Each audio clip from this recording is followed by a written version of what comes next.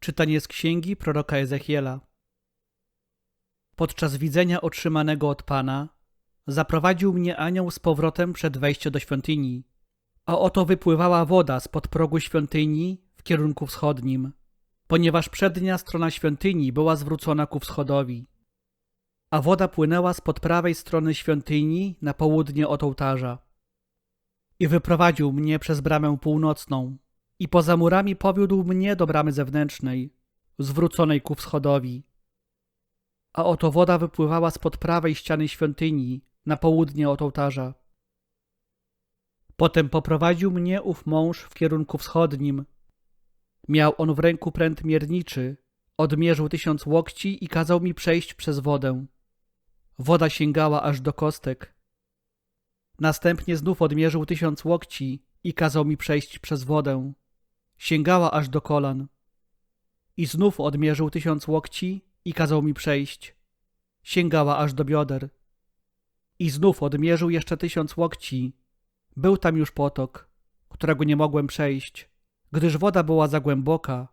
Była to woda do pływania, rzeka, której nie można było przejść.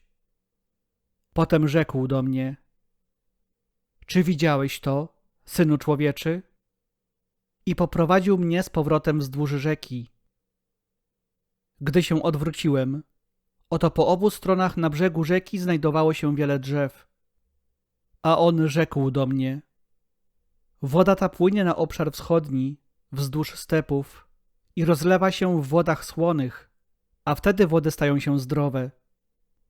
Wszystkie też istoty żyjące, od których tam się roi, dokądkolwiek potok wpłynie, pozostają przy życiu. Będzie tam też niezliczona ilość ryb, bo dokądkolwiek dotrą te wody, wszystko będzie uzdrowione. A nad brzegami potoku mają rosnąć po obu stronach różnego rodzaju drzewa owocowe, których liście nie więdną, których owoce się nie wyczerpują. Każdego miesiąca będą rodzić nowe, ponieważ woda dla nich przychodzi z przybytku. Ich owoce będą służyć za pokarm, a ich liście za lekarstwo.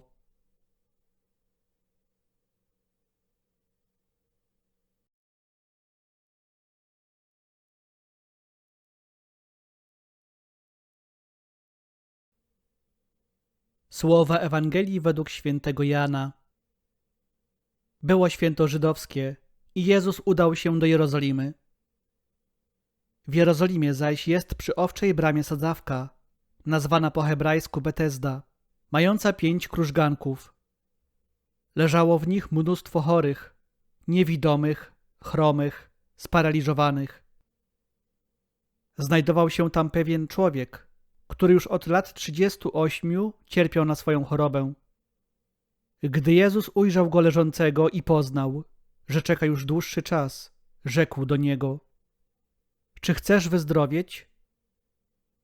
Odpowiedział mu chory: Panie, nie mam człowieka, aby mnie wprowadził do sadzawki, gdy nastąpi poruszenie wody. W czasie, kiedy ja dochodzę, inny wstępuje przede mną. Rzekł do niego Jezus: wstań, weź swoje nosze i chodź. Natychmiast wyzdrowiał ów człowiek, wziął swoje nosze i chodził.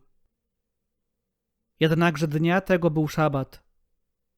Rzekli więc Żydzi do uzdrowionego: dziś jest szabat, nie wolno ci dźwigać twoich noszy. On im odpowiedział: ten, który mnie uzdrowił, rzekł do mnie: weź swoje nosze i chodź. Pytali go więc: cóż to za człowiek ci powiedział? Weź i chodź. Lecz uzdrowiony nie wiedział, kim on jest, albowiem Jezus odsunął się od tłumu, który był w tym miejscu. Potem Jezus znalazł go w świątyni i rzekł do niego: oto wyzdrowiałeś. Nie grzesz już więcej, aby ci się coś gorszego nie przydarzyło. Człowiek ów odszedł i oznajmił Żydom, że to Jezus go uzdrowił. I dlatego Żydzi prześladowali Jezusa, że czynił takie rzeczy w szabat.